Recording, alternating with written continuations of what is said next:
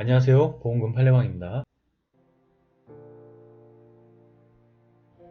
양주를 마시고 난간에서 이불을 털다가 실족할 가능성이 있으며 2010년 1월 29일 이전 선고약관에서 면책하고 있는 심신상실에 해당하지 아니하므로 자살 사망보험금은 부책되는지 여부에 대하여 부산지법 서부지원 2020 가단 116508 토대로 면밀히 살펴보도록 하겠습니다.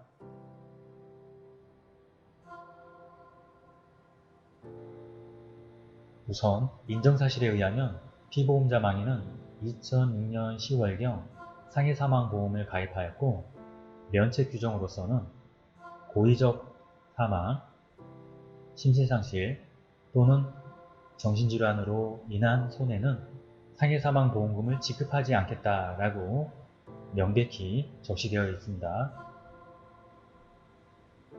그런데 망인은 2018년 3월경 그만 자택에서 추락하여 사망하였습니다. 재판부의 판단, 상해사망보험 사고의 요건 중 우발성이란 고의에 의하지 않고 예견치 않은 우발적인 사고를 의미하며 외래성이란 외부적 요인에 의하여 초래된 사고를 의미하며 이러한 우발성, 급격성, 외래성 이와 관계된 사망 간의 인과관계는 수익자가 증명할 책임이 있습니다. 한편 보험자는 피보험자의 고의성에 대하여 자살을 계획한 유서나 기타 자살이 아닐 가능성에 대한 합리적 의심할 여지가 완벽히 배제된 정황사실로 증명할 책임이 있습니다. 정밀한 사실관계를 살펴보면 망인은 사고 당일 위스키 한 병을 마셨고 이때 동거녀에게 결혼을 해서 함께 살고 싶다라는 말을 하였습니다. 동거녀는 안방에 들어가 TV를 보았고 망인은 계속 혼자 술을 마셨습니다. 동거녀가 잠시 거실로 나와 뭉쳐있는 카펫에 대해 물어보자 망인은 거실 창문을 열고 카펫을 털었다라고 답변하였습니다. 그런데 동거녀가 너무 조용해서 거실로 나왔고 그제서야 망인이 창문 밖으로 추락하였음을 알게 되었습니다. 거실 창문은 바닥에서 창틀턱까지는 높이가 약 50cm이고 창문 밖의 높이는 약 90cm의 난간이 설치되어 있습니다. 망인의 키는 176cm입니다. 통상 사람이 카펫을 털기 위해서는 창틀턱을 밟고 올라섰다면 신체의 일부가 난간 상당 부분을 넘어서게 되는 구조입니다. 주차장 바닥에 누워있는 고인은 사각 팬티만 입고 있었고 그 주변에는 카펫이 널브러져 있었습니다. 망인은 지인에게 일주일 전 경제적 어려움을 호소하자 200만 원을 빌린 적이 있습니다. 모든 사정을 종합하여 보면 망인이 만취하여 거실 창문의 창틀턱에 올라서서 다시 카펫을 털다가 중심을 잃고 난간 밖으로 추락할 가능성을 배제하기 어려운 점에 비추어 당해 사고는 급격하고도 우연한 외래의 사고로서 당해 사건 보험계약에서 정한 상해사망 보험 가공에 해당한다 할 것입니다.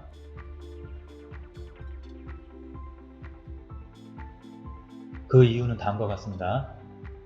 당해사고 사고 당일 망인은 동거녀와 다툰 적이 없고 오히려 동거녀에게 결혼을 해서 애를 낳고 너랑 살고 싶다라는 희망찬 말을 하였고 망인은 당해사고 발생 일주일 전에 지인에게 200만 원을 받아 특별히 당장 경제적으로 어려움이 있었다고 보기는 어렵습니다. 당해 사건 사고 당시 망인이 사각 팬티만 입은 채 카펫을 들고 급박하게 자살을 시도할 만한 다른 특별한 동기나 이유를 찾기가 어렵습니다. 망인이 고의적인 자살을 하는 모습을 직접 목격한 사람도 없습니다. 그 외로 망인이 자살하였음을 추단할 수 있는 유서 등 객관적인 물증이나 사회 통념에서 자살이 아닐 가능성에 대한 합리적 의심할 여지가 완벽히 배제될 정도의 주의 정황 사실로 보험자는 증거로서 입증하였다고 보기는 어렵습니다.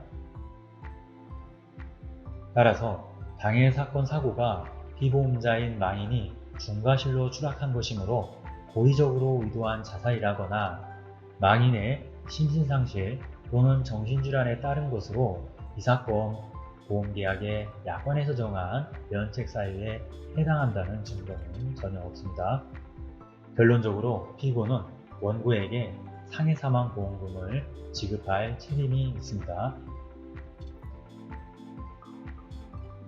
평가 상해사고의 원인이 고의인지 불의인지 불명확한 경우 수익자는 엄격한 증명일 필요는 없고 일응의 증명 또는 퇴원의 증명으로 충분하다고 보아야 하고, 이는 판사로 하여금 확실한 심증을 형성케 할 정도에는 이르지 않더라도 대안적인 심증을 형성케 할 정도의 증명이면 충분하며, 일응의 증명의 유무에 대한 판단은 수익자가 주장 및 입증하는 사고의 경위가 경험치에 의하여 일반적으로 인정되는 사건의 통상적인 경과에 부합되는가, 또는 상해사고를 외형적, 유형적으로 보아 피보험자가 예기치 않고 의도치 않은 사고로 볼 수 있는가 등을 기준으로 하여 판사가 자유심증에 의하여 종합적으로 판단하여야 하는 것인가, 이 경우 수익자로서는 상해사고의 외형이나 유형상 그것이 피보험자의 과실 또는 제3자의 고의 또는 과실 또는 기타 예측할 수 없는 원인에 의하여 발생할 가능성이 있다거나, 그것이 통상적인 과정으로 기대할 수 없는 결과를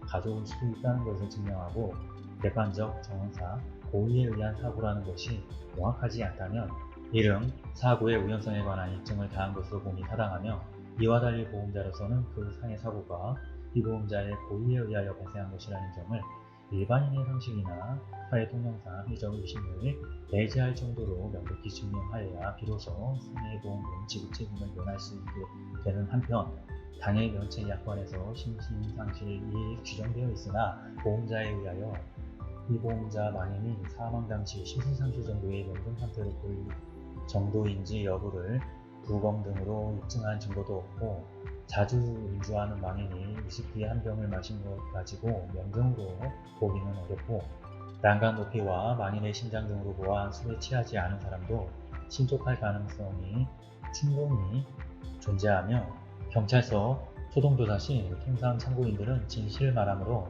동거녀의 진술에 의하면 망인이 자살을 계획한 언동을 전혀 보이지 않고, 오히려 가정을 꾸리는 희망차고 밝은 일의 계획을 밝힌 점 등에서 당해 사건은 수익자가 주장 및 입증한 망인의 과실에 의한 급격하고도 우연한 외래의 상해사고에 해당하고, 보험자가 주장하는 심신상실로 인한 사고로 보기는 어렵다고 할 것입니다.